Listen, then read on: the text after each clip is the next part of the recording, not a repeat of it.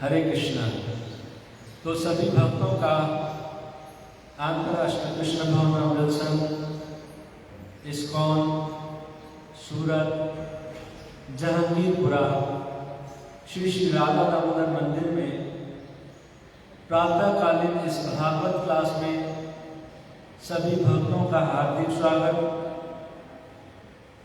जैसा कि हम जानते हैं, श्रीमद् भागवतम के 10वें स्कंद, जिसका अंतिम अध्याय 90 अध्याय चल रहा है और जिसमें भगवान श्री कृष्ण की महिमाओं का सारांश में वर्णन बताया गया है। इन लीलाओं को जो प्रेम और माधुर्य से भरी हुई हैं, कोई व्यक्ति अगर अपना चित्त लगाकर प्रेम से सुनता है तो जीते जी मुक्त हो जाता है और उसे कृष्ण प्रेम, कृष्ण भक्ति जो बड़े बड़े योगियों को भी दुर्लभ है, वो आसानी से मिल जाती है। जैसा कि हम जानते हैं, लीला भगवान श्री कृष्ण द्वारिका में अपनी पत्नियों के साथ गृहस्थ धर्म का पालन कर रहे हैं। भगवान श्री कृष्ण मनुष्य सी लीलाएं करके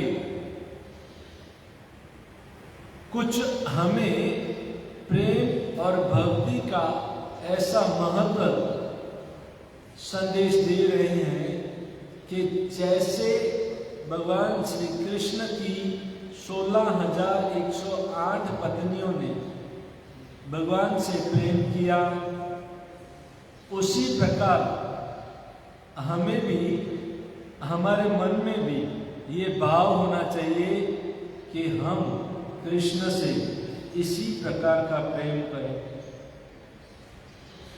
गृहस्थ धर्म निभाते हुए भगवान अपनी पत्नियों के साथ कई प्रकार की लीलाएं करते थे और उनको आनंद और सुख पहुंचाने का प्रयास करते थे। क्यों? क्योंकि ये 16,108 रानियां जो कोई सामान्य नहीं थी, ये वास्तव में कृष्ण की शुद्ध भक्त थी और कृष्ण भक्त होने के कारण ही उन्हें द्वारिका में भगवान की पत्नी होने का अवसर मिला।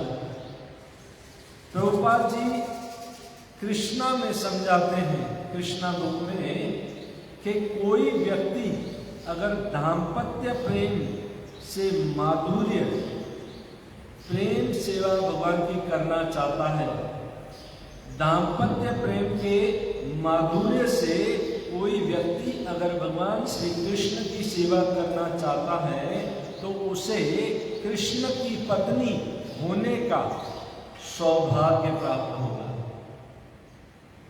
और भगवान श्री कृष्ण, हम जानते हैं, इसी 10वें स्कंद में 70वां अध्याय था, 70, जिसमें भगवान श्री कृष्ण की दिनचर्या का वर्णन हुआ है। भगवान रोज सुबह 3:36 को उठते थे और वहां से अपने दिन का प्रारंभ करते थे।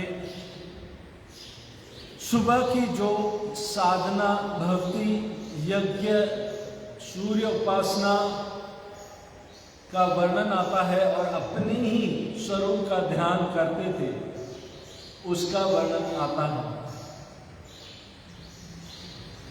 रोज सुबह भगवान अपनी दिनचर्या शुरू करते थे, परंतु जब वे रात को उन 16,108 रानियों के साथ सोते थे, यानी 16,108 महल थे और उन महलों में अपना विस्तार करके उन रानियों को आनंद देने के लिए भगवान जब सोते थे और सुबह जब उठने का समय होता था तो मुर्गे की आवाज से, जैसे अलार्म बजता है, उस समय अलार्म नहीं, मुर्गे की आवाज होती थी।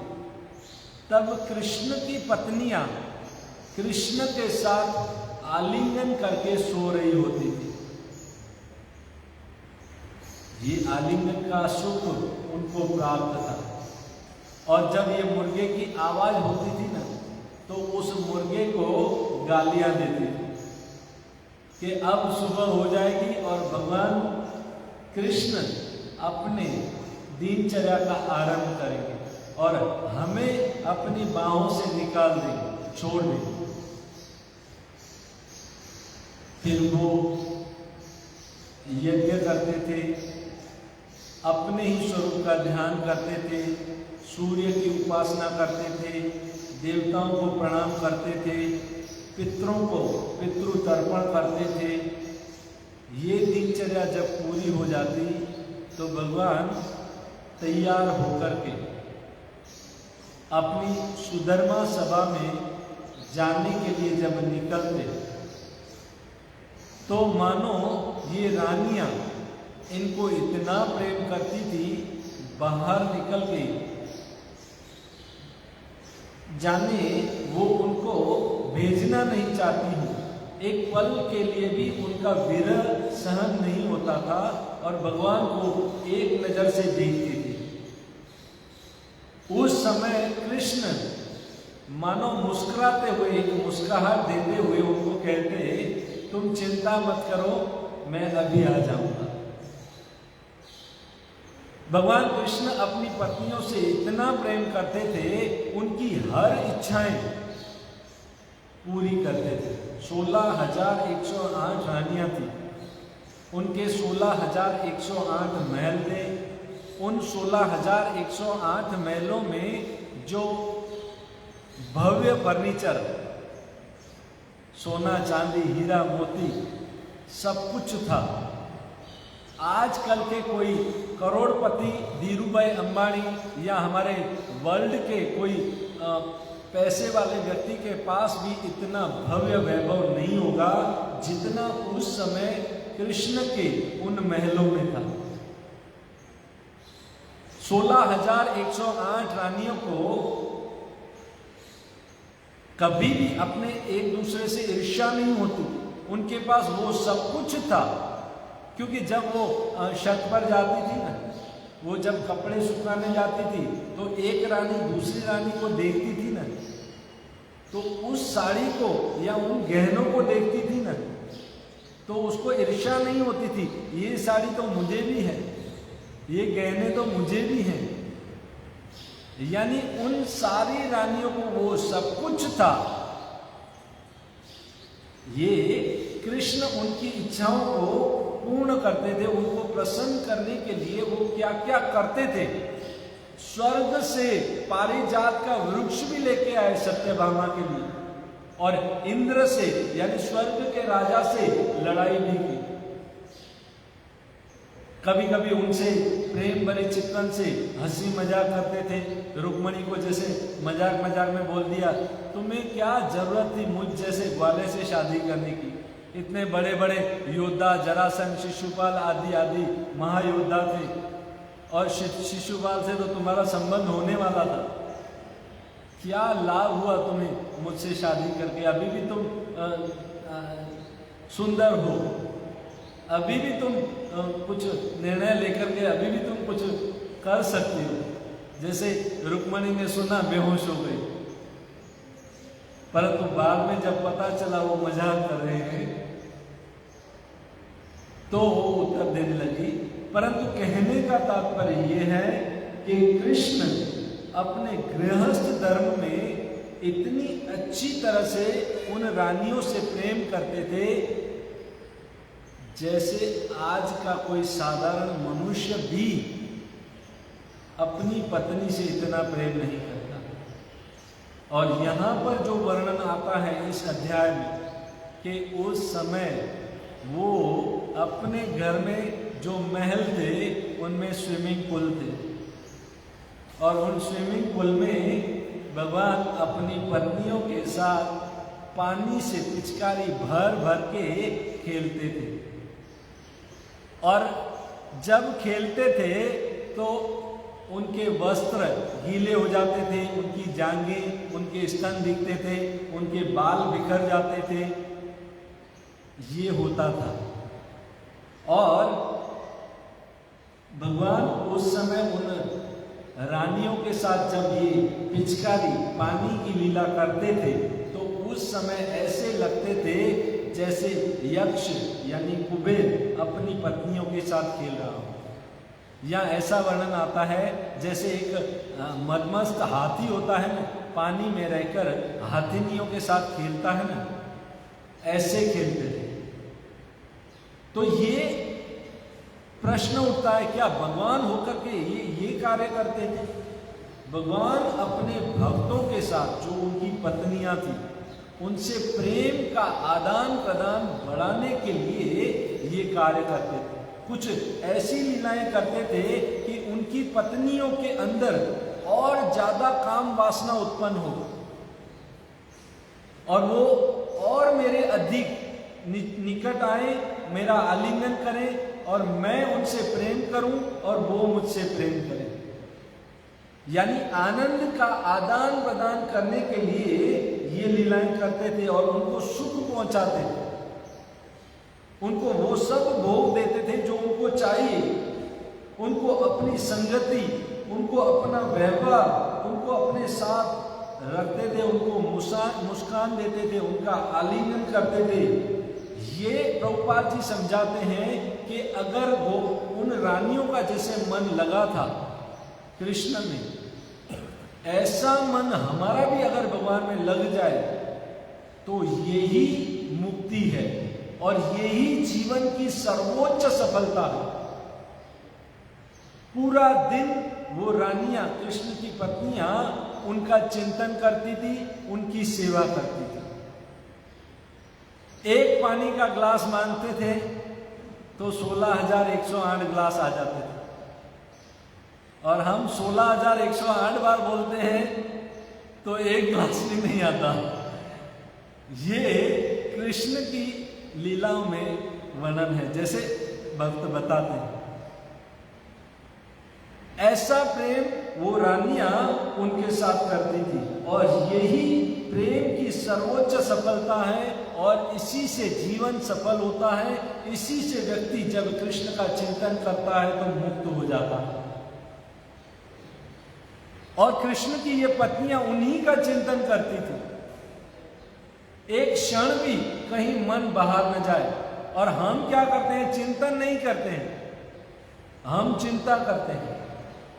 और भगवान कहते हैं तुम चिंतन करो, तुम मेरा चिंतन करो, मैं तुम्हारी चिंता करूंगा। परंतु हम चिंतन नहीं, हम चिंता करते हैं। गीता में भी कहा भगवान, अननश्चिन्तयन्तो मां ये जना पर्युपासते तेषाम् अहं नित्यभियुक्तानां योगक्षेमं वहाम्यहम्। मैं तुम्हारी चिंता करूंगा परंतु तुम मेरा चिंतन करो। तो ये कृष्ण की जो पत्नियां हैं वो निरंतर कृष्ण का चिंतन करती थी और यही भक्ति है। और इसी के अनुरूप कृष्ण भी उन्हें हमेशा प्रसन्न करने का प्रयास करते थे, उसी के स्वरूप उन्हें फल देते थे। ये यथा मां प्रपदन्ते तास्तेऽहं भजामि। जो जिस भाव से मेरी शरण में आता है उसी के अनुरूप मैं उसे फल देता हूं। जिनकी ही रही भावना जैसी प्रभु मूरत तिन देखी वैसी। राम सिया राम जय जय राम। वो जो भक्त है जिस प्रकार से कृष्ण का चिंतन करता है वैसे ही प्रकार से भगवान उसके अनुरूप उसको फल देते हैं। ये भक्ति है। और हम कृष्ण का चिंतन करते हैं या नहीं करते हैं, हमारी भक्ति का मीटर क्या है, हम भक्ति में आगे बढ़ रहे हैं या नहीं, अपने को कभी तोलना चाहिए। मीटर से भक्ति मापनी चाहिए। हमारे भक्ति का मीटर क्या है मालूम है?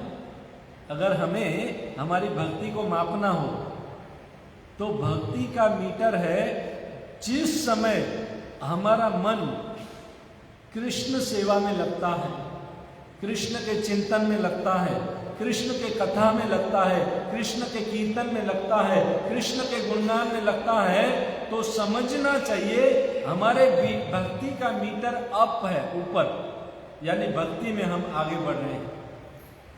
परंतु जिस समय हमारा मन अपनी इंद्रिय तृप्ति, अपने सुख, अपने भोग वासना में लगता है, तो समझना चाहिए कि हमारा मीटर डाउन है,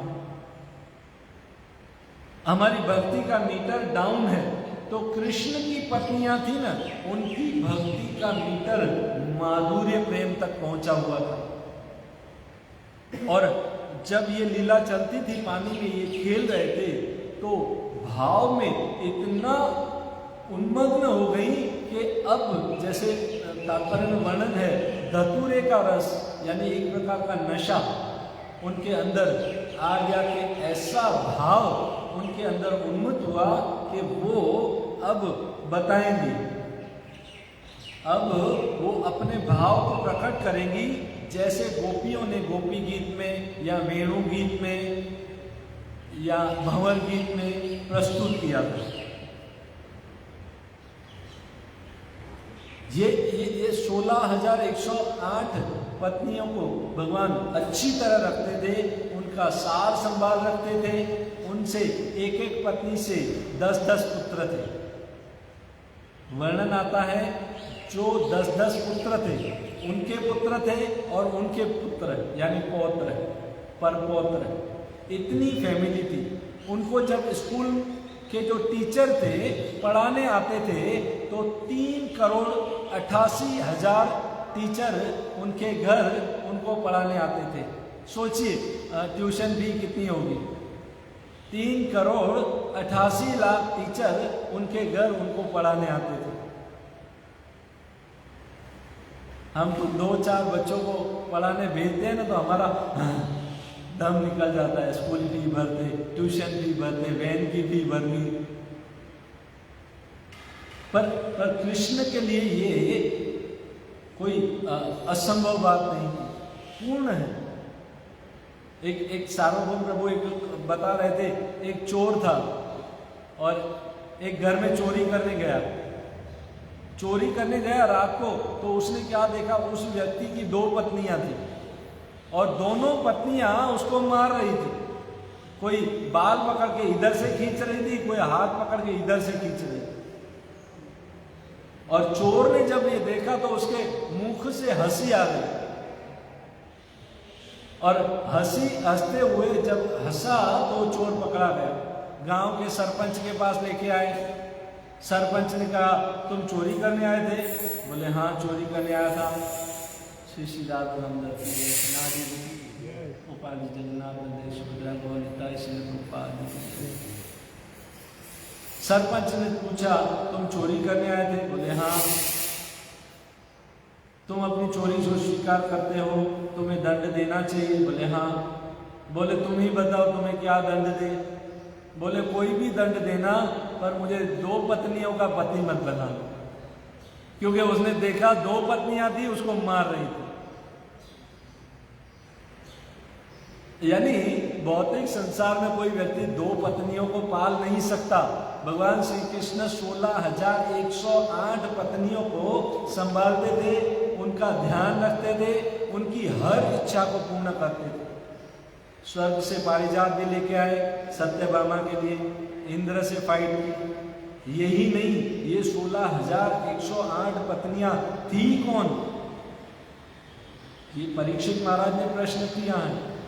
इसका गर्ग संहिता में, फिर भागवत में और फिर हरिवंश पुराण में या अनेक जगह पर वर्णन, विष्णु पुराण का 5वां अध्याय उसमें वर्णन आया है। क्या भाग्य था इन 16,108 पत्नियों का। पूर्व जन्म में क्या पुण्य किया था कि वो कृष्ण की पत्नियां बनी। तो सबसे पहले जो मुख्य 8 पटरानियां थी हम उसके विषय में सुने। देखिए कृष्ण ने कौन कौन सी शादी किसके साथ की, वो कौन थी, कौन सा पुण्य किया था, उसको समझे। जो कृष्ण का आलिंगन उनको मिला, कृष्ण के साथ रहने को मिला। ये परीक्षित ने जब प्रश्न किया तो सुखदेव गोस्वामी ने उत्तर देते हुए कहा कि उनके सौभाग्य की क्या बात करें। जो पहली पत्नी थी ना रुक्मणी, वो कौन थी, वो साक्षात नारायण की पत्नी लक्ष्मी थी और वैकुंठ को छोड़ करके आई थी। दूसरी पत्नी सत्यभामा थी, जो वसुंधरा थी यानी पृथ्वी थी। तीसरी पत्नी जामन थी यानी पार्वती थी, दुर्गा। चौथी पत्नी थी कालिंदी यानी यमुना। पांचवी पत्नी थी मित्रविंदा यानी गंगा माता। छठी पत्नी थी सत्या, सत्या जो वेद माता कही जाती है, जिसको हम सावित्री देवी के नाम से जानते हैं। और सातवीं पत्नी थी भद्रा, भद्रा यानी लज्जा। आठवीं पत्नी थी लक्ष्मणा, लक्ष्मणा यानी तुलसी देवी। ये मुख्य 8 पटरानियां थी जिनके साथ भगवान ने विवाह किया। और ये 8 पत्नियां, इनसे कैसे विवाह किया भगवान ने। पहली आती है कालिंदी। कालिंदी का अर्थ होता है यमुना। एक बार भगवान श्री कृष्ण जब हस्तिनापुर में थे और हस्तिनापुर से अर्जुन के साथ जंगल में विचरण करने के लिए, शिकार करने के लिए निकले, तो जब थक गए तो यमुना नदी के पास पहुंचे और उन्होंने स्नान आचमन आदि किया। तब उन्होंने देखा कि एक स्त्री तपस्या कर रही है। और तपस्या जब कर रही थी, अर्जुन ने उससे पूछा कि तुम कौन हो। तब उस कालिंदी ने कहा कि मैं सूर्य की पुत्री हूं और मेरे पिता ने मेरे लिए एक अलग स्पेशल महल बनाकर मुझे दिया है। मैं यहाँ पर भगवान विष्णु उनकी आराधना पूजा कर रही हूँ। मैं उस लक्ष्मीपति को अपना पति बनाना चाहती हूँ। अर्जुन ने ये बात सुनकर के कृष्ण से बताया। कृष्ण ने कहा चलो तुम्हारी तपस्या हो गई। वहीं से उस रथ में बिठा करके कालिंदी को हस्तिनापुर ले गए। फिर हस्तिनापुर से जब द्वारिका गए थे तब वहां से कालिंदी को ले गए थे, यानी युधिष्ठिर महाराज के राज दरबार में पहुंचे। ये पहली पत्नी कालिंदी। दूसरी पत्नी थी कौन, मित्रविंदा। मित्रविंदा कौन थी, ये अवंती यानी उज्जैन का राजा था और उसकी पत्नी थी राजाती देवी। उसके 2 भाई थे, विंद और अनुविंद। और ये विंद और अनुविंद ये नहीं चाहते थे कि कृष्ण के साथ उसका ब्याह हो, परंतु ये जो राजा की देवी जो थी वो कृष्ण की बुआ थी, यानी कृष्ण की बुआ की लड़की थी ये मित्रविंदा। तब भगवान ने उससे जब वहां पहुंचे और उनसे विवाह किया और उनको जब ले जा रहे थे उठा करके, उस समय विंद और अनुविंद ने आक्रमण किया। देखिए पहली शादी पहले कालिंदी से हुई, वो शांत। दूसरी में एक्शन हो गया, फाइटिंग थ्रिलर। ये भगवान की सब शादियां लगभग फाइटिंग एक्शन मारधाड़ से हुई। तो ये दूसरी शादी थी मित्रविंदा से। तीसरी शादी में सत्या जो नग्नचित राजा की एक पत्नी थी, पुत्री थी, जिसका नाम था सत्या। ये कौशलपुर के राजा यानी अयोध्या के राजा थे।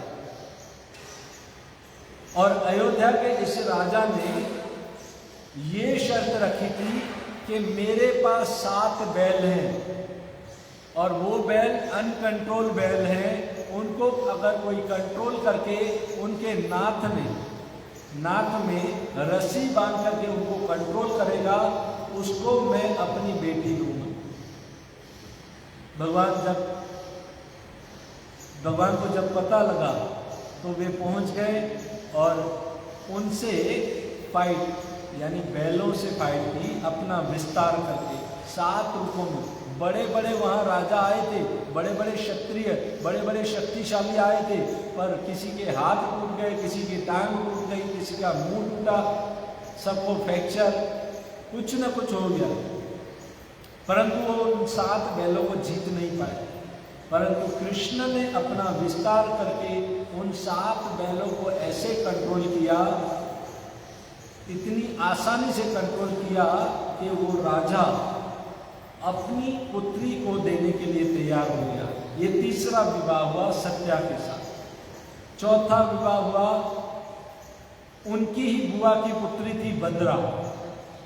बद्रा जो कि लज्जा थी, वो शूद्रकीर्ति की कन्या थी और उन्होंने अपने पिता को बताया कि मुझे कृष्ण से विवाह करना है, और पिता की सहमति से उनका विवाह हुआ, उनको बुलाया गया और विवाह हुआ। 5वीं पत्नी थी मध्य प्रदेश यानी एमपी की, मध्य प्रदेश की लक्ष्मणा। लक्ष्मणा कौन थी? ये तुलसी महारानी थी। तो तुलसी महारानी का विवाह कैसे हुआ? वे नारद मुनि से कृष्ण के विषय में सुनती थी, उनके गुणों को सुनती थी, यानी श्रवण करती थी। कथा के श्रवण से उससे कृष्ण से प्रेम हुआ था और फिर उन्होंने जब पिता को बताया तो पिता ने स्वयंवर की रचना की, जिसमें एक शर्त रखी गई, मत्स्य भेदन।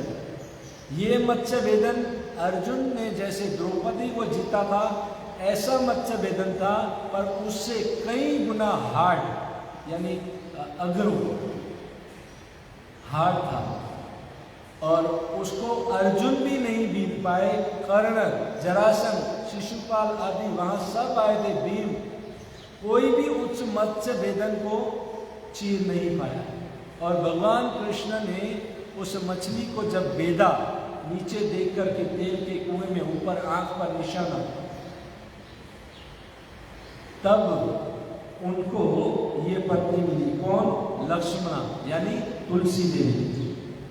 छठा विवाह हुआ रुक्मणी के साथ। रुक्मणी की कथा भी हम जानते हैं कि रुकम राजा की पत्नी थी, रुकम राजा की बेटी थी और रुक्मी की बहन थी, जिन्होंने भगवान श्री कृष्ण को पहला लव लेटर लिखा था और बताया था कि मैंने आपके गुणों को साधु संतों के मुख से सुना है, इसलिए मुझे आपसे प्रेम हो गया है। अगर आप मुझसे शादी नहीं करोगी तो मैं मर जाऊंगी, किसी से ब्याह नहीं करूंगी और मेरे भाई किसी और से, शिशुपाल से मेरा ब्याह करना चाहता है, इसलिए कृपया आप मुझे आइए लेंगे। तब कृष्ण उस समय वहां पर आए और रुक्मणी को ऐसे ले गए जैसे सिंह अपना शिकार सियारों के बीच में से ले जाता। ये छठा विवाह हुआ। 7वां विवाह हम जानते हैं सत्यभामा के साथ, जिसमें कौन सी मणि थी? समयंतक मणि, उसकी कथा आती है। समयंतक मणि की कथा में जो राजा थे सत्राजित, उनकी बेटी थी सत्यभामा। जब भगवान को ये कलंक लगा था कि उन्होंने वो समयंतक मणि चोरी की, ये वर्णन आता है। ये कलंक कब लगता है? जब गणेश चतुर्थी की चंद्रमा को अगर उस समय कोई देखता है तो उसको कलंक लगता है, और कृष्ण ने उस समय उसको देखा था और ये कलंक लगा था। और उस कलंक को मिटाने के लिए उन्होंने क्या किया, उस मणि को ढूंढने के लिए गए। वहाँ जामन से फाइट की, 27 दिन तक कुछ फाइट चली थी और जामन को मार मार के चूरा बना दिया। तब जामन ने जामवंती दी, ये 8वां विवाह था, और 17 जितनी सत्यभामा दी, ये 7वां विवाह।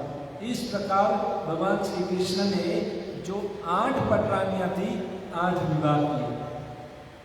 उसके बाद 16,108 रानियाँ, जिसको नरकासुर यानी भौमासुर अपनी कैद में ले आया था। बड़े बड़े देवताओं को, यक्षों को, नागजनों को पराजित करके, उनको अपमानित करके उनकी रानी, उनकी बेटियों को लेकर के आया था। वर्णन आता है 100 साल से अधिक ये उस भौमासुर के जेल में यानी कैद में रहे थे, परंतु 100 साल की उम्र नहीं थी। वो कभी भी 16 साल से 20 साल के बीच में ही रहती थी, यानी इतनी ही सुंदर दिखती थी। और कृष्ण ने जब भौमासुर का वध किया, नरकासुर का, ये देखिए भौमासुर नरकासुर पृथ्वी का ही पुत्र था और पिता कौन थे? कृष्ण ही थे। भगवान ने जब बड़ा अवतार धारण किया था, पृथ्वी को स्पर्श किया था, उससे ये नरकासुर का जन्म हुआ था। और चैतन्य महाप्रभु बता रहे थे अपने पार्षद को, भक्त को, कि ये नरकासुर जो था मेरा ही पुत्र था, परंतु मैंने उसको कई शिक्षाएं भी दी थी, परंतु ये बाणासुर आदि असुरों का संग करने के कारण असुर बन गया।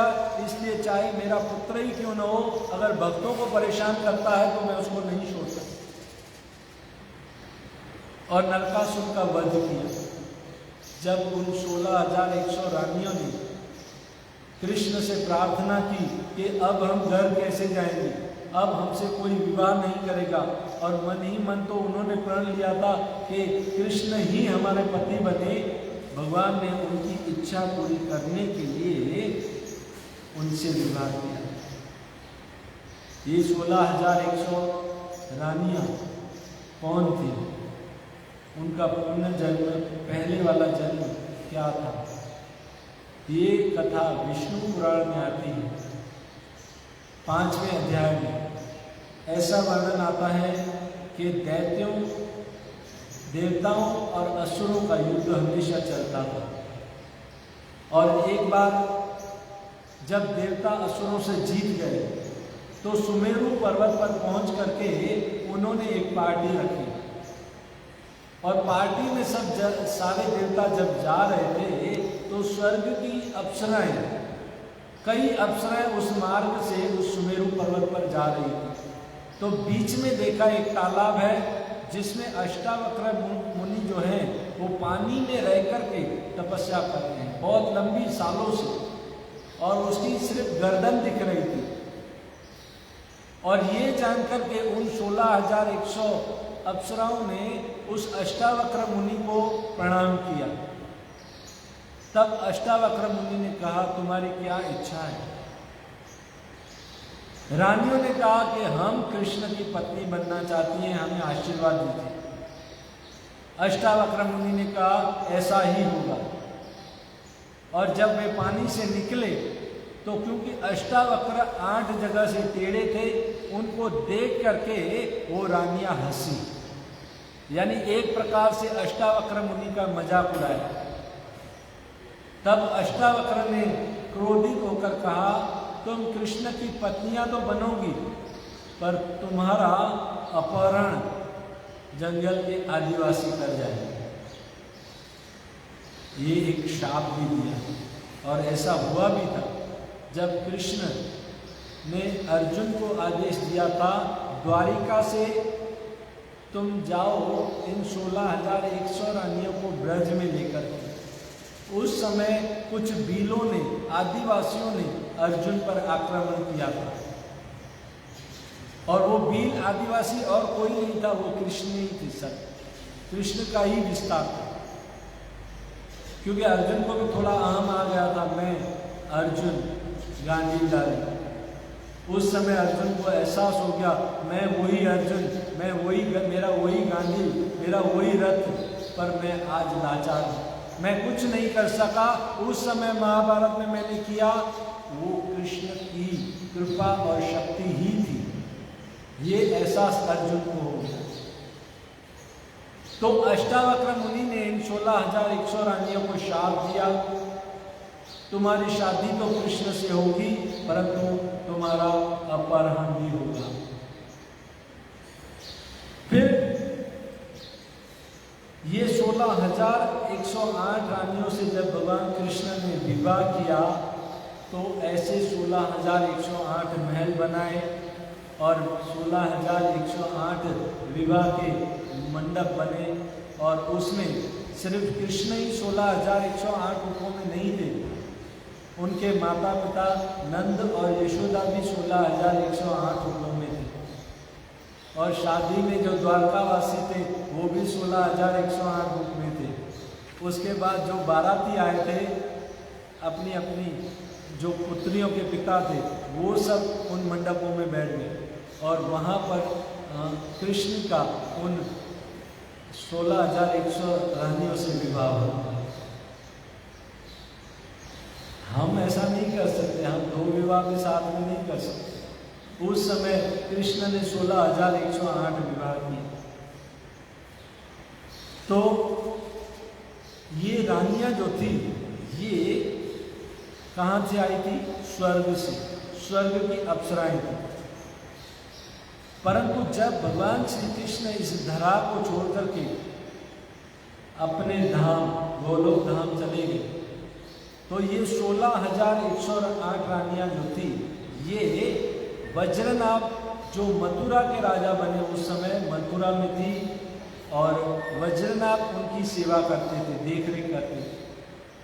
उस समय जब परीक्षित महाराज एक बार वज्रनाभ से मिलने आए और कहा मेरे लिए कुछ कामकाज सेवा हो तो बताओ, क्योंकि कृष्ण ने आपके यदुवंशियों ने हम पांडवों की बहुत मदद की है, हम आपकी कुछ सहायता मदद करना चाहते हैं, आप अगर कुछ कहें तो।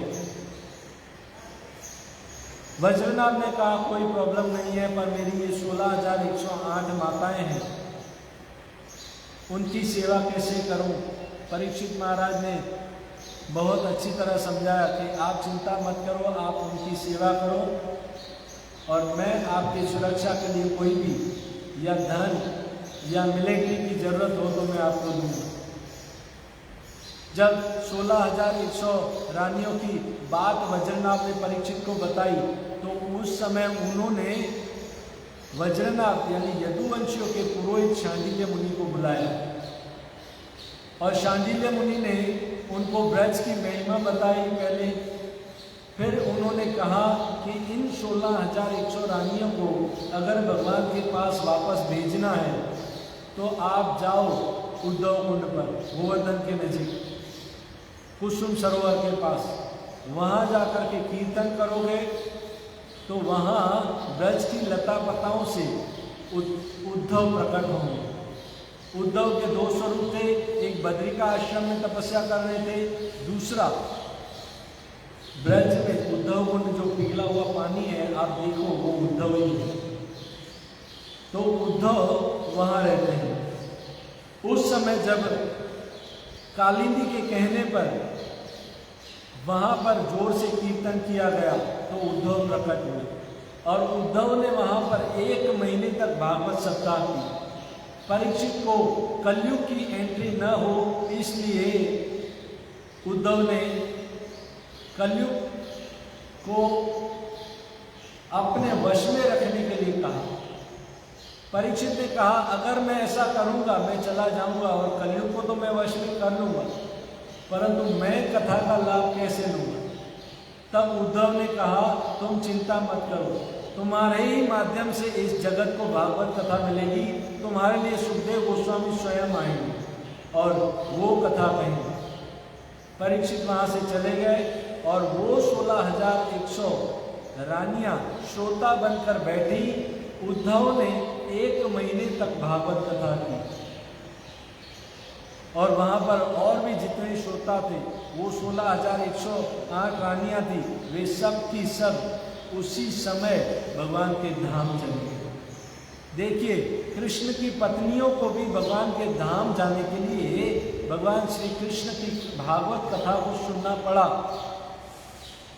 तो हमें भगवान के धाम जाना हो तो कृष्ण कथा को सुनना चाहिए या नहीं, भागवत कथा को सुनना चाहिए या नहीं। यानी कहने का तात्पर्य ये है, जब तक वो कोई कृष्ण की कथा को, भागवत कथा को ध्यान से नहीं सुनता, कृष्ण के विषय में नहीं सुनता, कृष्ण के जन्म और कर्म को तत्व से नहीं जानता, वो भगवान के धाम तक नहीं पहुंच सकता। जैसा कि भगवान ने गीता में कह दिया, जन्म कर्म च मे दिव्यम एवं यो वेति तत्वतः त्यक्त्वा देहम पुनर्जन्म नेति मामेति सुअर्जुन। ये प्रभुपाद जी का प्रिय श्लोक था और प्रभुपाद जानते थे ये श्लोक ही इसका अर्थ होता है पूरी भागवत को समझना। यानी कोई भागवत को अगर जान लेता है, समझ लेता है, तो निश्चित रूप से भगवान के धाम को प्राप्त होगा। तो ये था कृष्ण की 16,108 रानियों का सौभाग्य, जो स्वर्ग की अप्सराएं थी और भगवान कृष्ण की लीला में प्रवेश किया। और क्योंकि अष्टावक्र ने कहा था ये लीला पूरी होगी तो तुम स्वर्ग चली जाओगी, परंतु क्योंकि कृष्ण का संग किया इसलिए उन्होंने कृष्ण का संग किया, भागवत कथा का संग किया, इसलिए वो भगवान के धाम चले गए। हमें भी ऐसा ही प्रेम कृष्ण से करना चाहिए जैसा द्वारिका की इन रानियों ने किया। हमें भी ऐसे ही भागवत कथा सुननी चाहिए जैसे उन्होंने सुना, तो हम भी भगवान के धाम को प्राप्त कर सकते हैं।